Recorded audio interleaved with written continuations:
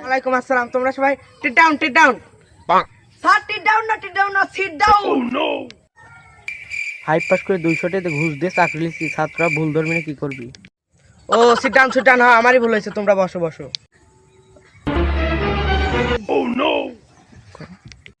কেন তুই সালাম দিল না কে? এটি আয়।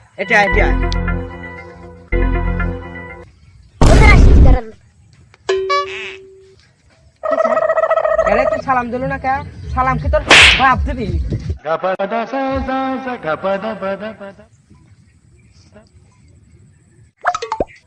কি রে শালার, কোন চিকুক মারলাম রে? জীবনে মনে হয় পুষ্টির খাবার চোখেরই দেখে না, খারাই মরা মারে খুনের দেয়। তোমাদের শরীরে খুব পুষ্টির অভাব, তাই জন্য তোমরা ডিম, দুধ, মাংস খাবে, তাহলে তোমাদের শরীরে পুষ্টি হবে। এ শোরে বাচ্চা, ডিম কি তোর বাপ কিনে এনে দিবি?